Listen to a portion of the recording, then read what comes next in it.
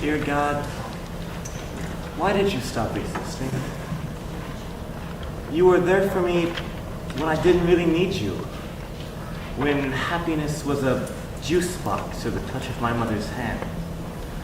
But then when I really needed something to make sense, you didn't anymore. Why would you just go poof like that when I was about to become a teenager and leave me nothing but myself to believe in? Were you ever really there, or are you just a shadow on the wall that children see when they close their eyes and think about monsters?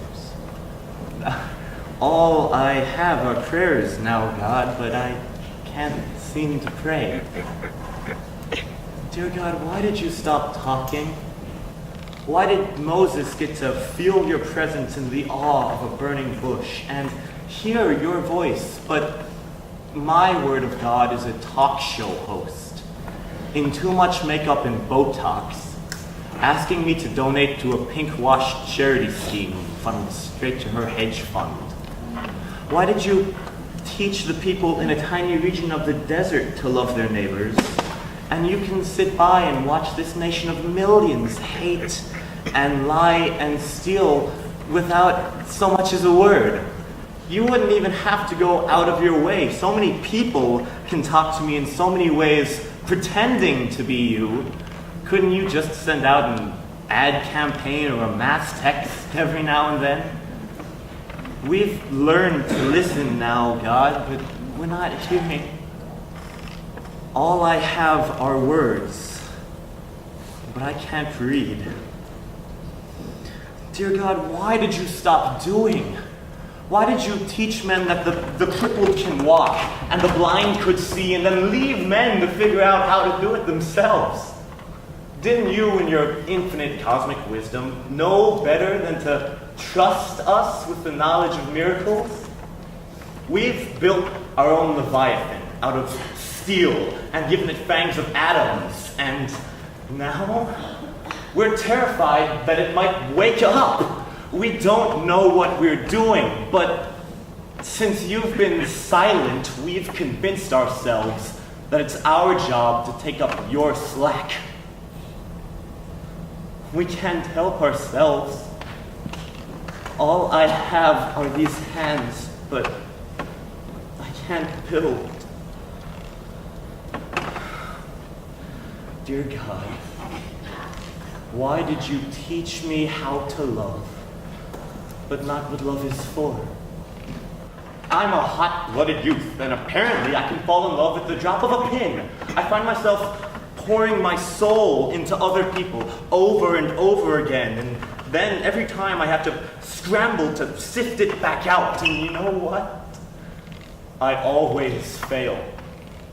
You made this love, and you gave it a hairpin trigger to start, but apparently no way of stopping. That's bad engineering, God. Do you understand what I mean? I love every single person I've ever loved right now as much as I ever did, and it hurts. I guess you do understand that, don't you? You love everyone, even if they don't love you back, right? That's what you say, but I'm beginning to wonder if it can be true, because I don't think any supreme being would choose to subject themselves to what I go through.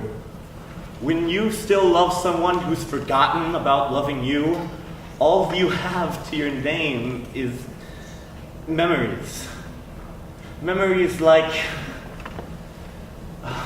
whirlpools in time that suck me in and toss me about. And what is it possibly for? All I have is my love now, God, but I can't smile. Dear God, why did you make truth and beauty so simple and our damn heads so complicated?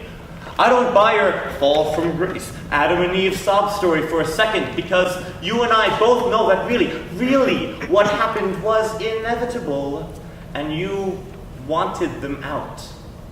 But why? I mean, why would you build us to have to think in words and sentences when all real truth is expressed in the motions of the soul. We don't even have a word for what truth is down here because thoughts and emotions and even passion just happens in our stupid, fleshy, overactive, overdeveloped heads. Did you want to keep us out? Is there only so much truth and beauty to go around? Must it be conserved? If that's so, then it belongs to us. What the hell right do you think you have to the beauty and the majesty of a 1,000-year-old tree when it's not your ancestors' ancient flesh feeding its branches through the dirt? 100 millennia of pain and death on this planet have earned us the right to understand things. You, God, have done no such thing. All I have is knowledge, but I can't even know, so what do you have to say for yourself, old man? Absentee father? What do you have to say to a world where distance is dead and there are no boundaries, but people still find reasons to kill other people? Where are your speeches and your pillars of fire to nations that have birthed their own insane demagogues and burned islands to nothing? Do you know that men and women still devote their lives to studying the words you said 2,000 years ago? Am I not dramatic enough? Not accepting or innocent enough for an audience with my maker? Did you see the religious wars, the fighting, the dull and the hopeless narrow-mindedness that would be your son's legacy? I loved you. Do you hear me up there? I wept for you before I even knew what that word meant. Where did you go? Why did you leave me down here with question upon question that no one has an answer to, that no one wants to ask? It's a great, big, scary world out there, God, and you know what? I'm gonna walk through it alone. And if I ever run into you, then you're gonna have a lot of talking to do because it's our world down here, not yours. We're the ones who deal with love and truth and death and fear, and those are hard words to sidestep. Big words, God. Hard, gritty human words that don't need heralds or trumpets to be important. Around here, the Creator answers to his creation. Now, if I'm wrong, and you are up there, well, I just hope you understand that. Ab irato. Amen.